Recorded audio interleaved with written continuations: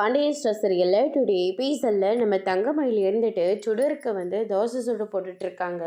அக்கா, எனக்கு போதுங்க்கா, பரவாயில்ல, நீ இன்னொன்று சாப்பிடு, மொறுமொறுன்னு ஊற்றி தரேன் அப்படின்னு சொல்லிட்டு நம்ம சுடருக்கு எப்படியெல்லாம் சுட்டா பிடிக்குமோ அப்படி எல்லாத்தையுமே செஞ்சு கொடுத்துட்ருக்காங்க தங்கமயில் அதுக்கு அடுத்ததா, அக்கா நான் உன்னை கேட்கட்டுமா, கேளு சுடரு அப்படின்னு சொல்லிட்டு நம்ம தங்கமயில் சொன்ன உடனே நைட்டு என்னோட ஃபோனில் இருந்து மாமாவுக்கு அது ஃபோன் பண்ணியா அப்படின்னு சொல்லிட்டு கேட்கவும், அதுக்கு அடுத்ததாக தங்கமயில் இருந்துட்டு திடீர்னு அந்நேரத்துக்கு எனக்கு என்ன தோணுச்சுன்னா, அவங்க யாராச்சும் குரலை கேட்கணுன்னு தோணுச்சு. அதனால தான் அவருக்கு நான் ஃபோன் பண்ணேன். ஆனால் என்னோட பேரை சொன்ன உடனே அவர் கட் பண்ணிட்டாரு. அதுக்கப்புறம் நான் எதுவும் பேசலை சுடரு அப்படின்ற மாதிரி நடந்த எல்லா விஷயத்தையும் சுடர்கிட்ட சொல்லி ரொம்பவே வருத்தப்பட்டுட்ருக்காங்க. பேசாமல் நான் வேணா போய் மாமாவை பார்த்து நம்ம வீட்டோட சூழ்நிலை எல்லாத்தையும் எடுத்து சொல்லட்டுமா? அதெல்லாம் ஒன்றும் வேண்டாம். நானே நிறைய தடவை முயற்சி பண்ணி பார்த்துட்டேன். ஆனால் எதுவுமே நடக்கலை சுடரு. என்ன நடக்குமோ அது நடந்துட்டு போட்டோம். இப்போதைக்கு எனக்கு துணையாக இருக்கிறது என்னுடைய வேலை மட்டும்தான். இந்த வேலையை நான் காப்பாற்றிக்கிட்டேனாவே அதுவே எனக்கு போதும் அப்படின்னு சொல்லிட்டு நம்ம தங்கமயில் சொல்லிக்கிட்டு இருக்காங்க. சரி அப்படின்னு சொல்லிட்டு சாப்பிட்டுட்டு இருக்கிற போது கரெக்டாக நம்ம பாக்கியம் தோசை மாவை பார்க்குறாங்க. நானும் உங்கள் அப்பாவும் இன்னும் சாப்பிடலை, இருக்கிறத எல்லாத்தையும் வேலைக்கு போகிறேன்ற பேரில் சுட்டு சாப்பிட்டுட்டு போயிடாதீங்க அப்படின்ற மாதிரி சொல்லிடுறாங்க.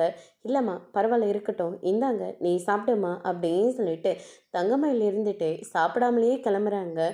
சுடர் இருந்துட்டு, அக்கா ஒன்றாவது சாப்பிட்டுட்டு போக்கா, பரவாயில்ல சுடர், வேண்டாம் அப்படின்ற மாதிரி சொல்லிட்டு போயிடுறாங்க.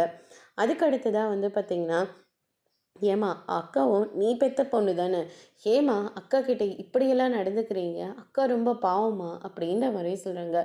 எல்லாம் எனக்கு தெரியும் அப்படின்ற மாதிரி பாக்கியம் சொல்லிடுறாங்க. இந்த தோசையும் நீயே சாப்பிடு, எனக்கு வேண்டாம், நீயே சாப்பிட்டுக்கோ அப்படின்னு சொல்லிட்டு சுடர் அங்கேருந்து கிளம்புறாங்க. அதுக்கடுத்து தான் இந்த சைடு நம்ம கோமதி இருந்துட்டு மீனாவுக்கு முறுமுறுன்னு தோசை சுடுறதுட்டு இருக்காங்க.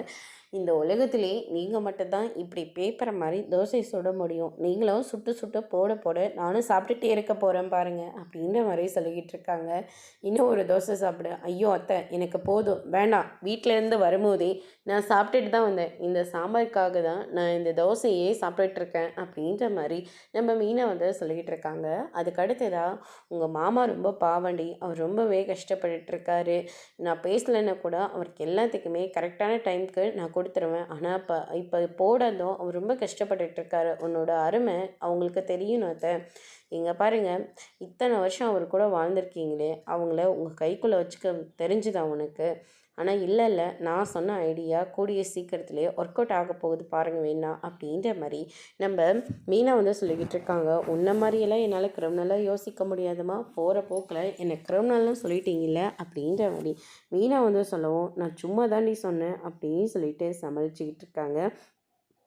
அதுக்கடுத்து தான் பார்த்திங்கன்னா நம்ம ராஜியும் கதிரும் நிற்கிறாங்க. இன்றைக்கி இப்படி தான் நிற்கிறியா, இதுவும் நல்லா தானே இருக்குது, ப்ளீஸ்மா விடுங்க அப்படின்ற மாதிரி சொல்லிகிட்டு இருக்காங்க. வீட்டில் இருக்கிற போதாவது தலைக்கு கிளிப்பு போட வழியை பாரு அப்படின்ற மாதிரி சொல்லிகிட்டு இருக்காங்க. அதுக்கு அடுத்ததாக மீனா இருந்துட்டு, பொண்டாட்டி இப்படிலாம் இருக்குன்னு புருஷங்கரை ஆசைப்படுறாங்க, புருஷங்கரை ஆசைப்படுறதுனால பொண்டாட்டியும் அப்படி நடந்துக்கிறாங்க. ஐயோ அத்தை, இதில் நடுவில் நம்ம யார் அத்தை அப்படின்ற மாதிரி சொல்லிக்கிட்டு இருக்காங்க. இப்படி 2 பேரும் சந்தோஷமாக இருக்கிறவங்களுக்கு எதுக்கு கல்யாணம் பண்ணி வச்சேன்னு உங்கள் மாமா என்கிட்ட பேசாமலே இருக்காரு அப்படின்னு சொல்லிட்டு கோமதி ஒரு பக்கம் ரொம்பவே வருத்தப்பட்டுட்ருக்காங்க. விடுங்க அத்தை, போக போக எல்லாமே சரியாக போயிடும் அப்படின்னு சொல்லிட்டு மீனா கோமதிக்கு ஆறுதல் சொல்லிக்கிட்டு இருக்காங்க. வெளியில் பார்த்தா நம்ம குமர்வேல் நின்றுட்டுருக்காங்க. அப்போ நம்ம கதிரராஜையும் வராங்க. என்ன இன்னைக்கு உங்கள் அண்ணன் வெளியவே நின்றுட்டுருக்கான், ஓங்கி போய் ஒரு நாள் சப்பு சப்புன்னு விட்டுட்டு வந்துட்டுமா, அதெல்லாம் ஒன்றும் வேண்டாம், பொழிச்சு போட்டோம் பையன் அப்படின்ற மாதிரி ராஜி சொல்லிடுறாங்க. நீ ஆசைப்பட்டது எல்லாமே நடக்கணும் அப்படின்ற மாதிரி சொல்லிக்கிட்டு இருக்காங்க. இப்படியே என்னை லவ் பண்ணிக்கிட்டே இருக்க போறியா, எப்படி இவ்வளோ ரொமான்டிக்காக உன்னால் பேச முடியுதா அப்படின்னு சொல்லிட்டு கேட்கவும், இதை விட பெட்டராகவே இன்னும் நடந்துக்கிறேன் பாரு அப்படின்ற மாதிரி கதிர் சொல்லிக்கிட்டு இருக்காங்க. கதிரராஜ்யம் சந்தோஷமாக இருக்கிறத பார்த்து நம்ம குமர்வேலும் நம்ம அம்மாச்சியும் ரொம்பவே சந்தோஷப்படுறாங்க.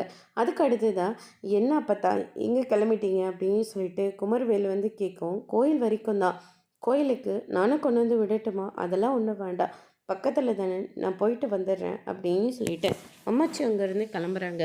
அதுக்கு அடுத்ததாக வந்து பார்த்திங்கன்னா, சாமியெல்லாம் கும்பிட்டு வெளியில் வரும்போது பொண்ணு வீட்டுக்காரங்க 2 பேர் வந்து நிற்கிறாங்க. என்ன ஆத்தா, வீட்டில் நிச்சயதார்த்த ஏற்பாடெல்லாம் எப்படி போயிட்டுருக்கு? அதெல்லாம் ரொம்ப நல்லபடியாக தான் போயிட்டுருக்கு. ஏம்மா, என்ன விஷயமா எங்களை பேசணுன்னு கூப்பிட்டீங்க? நீங்கள் பொண்ணுக்கு பெரிய வசதியான வீட்டில் பொண்ணு கொடுக்கணுன்னு ஆசைப்பட்டீங்க. உங்கள் அந்தஸ்துக்கு தகுந்த மாதிரி எடுத்த பார்த்தீங்க. எல்லாமே கரெக்டாக வந்ததுனால நிச்சயதார்த்தம் வரைக்கும் வந்திருக்கீங்க. ஆனால் மாப்பிள்ளையை பற்றி நீங்கள் விசாரிச்சிங்களா அப்படின்னு சொல்லிட்டு கேட்கவும், மாப்பிள்ளையை பற்றி விசாரிக்காமல் இருக்க முடியுமா? எல்லா இடத்துலையும் விசாரிச்சாச்சு அப்படின்ற மாதிரி சொல்லிக்கிட்டு இருக்காங்க. என்ன விசாரிச்சிங்க? எல்லாத்தையும் அவர் தான் பார்த்துக்கிறாருன்னு தோணுச்சு. ஒரே வாரிசு அவர் தானே அப்படின்ற மாதிரி சொல்லிக்கிட்டு இருக்காங்க. அதுக்கு அடுத்ததா, சரி, அவன் அரசின்ற ஒரு பொண்ணை லவ் பண்ணி அவளுக்கு வீட்டில் விஷயம் தெரிஞ்ச உடனே அவளுக்கு அவசர அவசரமாக கல்யாணம் ஏற்பாடு பண்ணது. அதுக்கு அடுத்ததா அந்த கல்யாணத்திலேருந்து அவளை எப்படியாச்சும் கூட்டிகிட்டு போயிடணுன்னு சொல்லிட்டு அவன் கையாலே தாலி கட்டினது. அதுக்கு அடுத்ததா 2 வீட்டுக்கும் பிடிக்கலன்னு சொல்லிட்டு மனஸ்தாபத்தால் 2 குடும்பமும் பிரிஞ்சுது. இது எல்லா விஷயமும் நீங்கள் விசாரிச்சிங்களா அப்படின்ற மாதிரி சொல்கிறாங்க. இதை கேட்டோன்னே பொண்ணு வீட்டாருங்க ரொம்பவே ஷாக் ஆகுறாங்க. இன்னும் குமாரோட மனசில் அரசி தான்ப்பா இருக்கா. சூழ்நிலையை புரிஞ்சுக்காம 2 குடும்பமும் சண்டை போட்டுக்கிட்டு இருக்காங்க. அவசர அவசரமாக குமரவேலுக்கும் இப்போ கல்யாண ஏற்பாடு வேற பண்ணிக்கிட்டு இருக்காங்க. இது எதுவுமே சரியாக வராது. நீங்கள் தான் எப்படியாவது இந்த கல்யாணத்தை நிப்பாட்டணும் அப்படின்ற மாதிரி சொல்லிட்டு போயிடுறாங்க. அதுக்கு அடுத்ததாக வந்து பார்த்திங்கன்னா, இந்த சைடு தங்கமயில் வந்து வேலை பார்த்துக்கிட்டு இருக்காங்க. அப்போ அந்த வீட்டோட ஓனர் வந்துடுறாங்க. என்னக்கா இந்த நேரத்தில் வந்திருக்கீங்க? என்ன பண்ணுறது, வர வேண்டிய சூழ்நிலை ஆயிடுச்சு. சமைக்கிறதுக்காக ஒரு லேடி வந்துட்டு இருந்தாங்கள, அவங்களுக்கு சம்பளம் பத்தலையாம். கேட்டிருந்தா கூட கொடுத்துருக்கலாம். இவ்வளோ வேணும் அவ்வளோ வேணும்னு வாயை திறந்து கேட்டிருக்கணும். சொல்லாமல் கொள்ளாமல் இனிமேல் உங்கள் வீட்டுக்கு வேலை செய்ய வரமாட்டேன்னு சொல்லி வேலையை விட்டு நின்றுட்டாங்க. தங்கமயில், கோச்சிக்காம, இன்னைக்கு ஒரு நாளைக்கு நான் சமையல் வேலையை பார்த்துக்கிறேன். நீ யாராவது ஆள் கிடைச்சா வர சொல்கிறியா அப்படின்ற மாதிரி சொல்கிறாங்க. அக்கா, நானே நல்லா சமைப்பேன். அம்மாவை பார்த்துக்கிற நேரம் சும்மா தான் இருக்கேன். அந்த சும்மா இருக்கிற டைமில் நான் சமையல் வேறு பார்த்துக்கிறேனே, என்னென்ன சமைக்கணும்னு மட்டும் சொல்லுங்கள், நான் சமைச்சு கொடுக்குறேன் அப்படின்ற மாதிரி மயில் வந்து சொல்லிடுறாங்க. லஞ்சு சமைக்கணும், நைட்டு டின்னரு, காலையில் டிஃபனு அப்படின்ற மாதிரி சொல்கிறாங்க. அவ்வளோதானே, நானே பார்த்துக்கிறேன் அப்படின்னு அவங்களுக்கு 6,000 கொடுத்தேன், உனக்கு 1,000 எக்ஸ்ட்ரா 7,000 கொடுக்குறேன் அப்படின்ற மாதிரி சொல்கிறாங்க. ரொம்ப சந்தோஷங்க்கா அப்படின்னு சொல்லிட்டு மீனாவுக்கு ஃபோன் பண்ணி நான் 17,000 சம்பாதிக்க போகிறேன் அப்படின்ற மாதிரி சொல்கிறாங்க. இதை கேட்டோன்னே மீனாவும் ரொம்ப சந்தோஷப்படுறாங்க. அதோடு இன்னைக்கான எபிசோட் முடிச்சிருக்காங்க. இனி பாண்டியன் ஸ்டோரில் அடுத்தடுத்து என்னெல்லாம் நடக்க போகுதுன்றதை வெயிட் பண்ணி பார்க்கலாம். தேங்க்யூ.